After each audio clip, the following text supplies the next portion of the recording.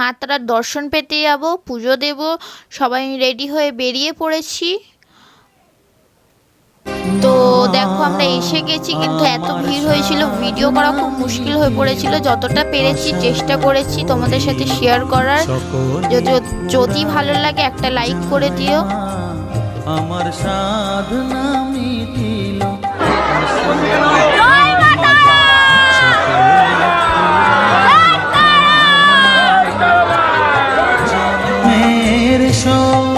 ডাকি গো মা তোরে কোলে তুলে নিতে আয় মা, সকলি পুরায় যায় মা।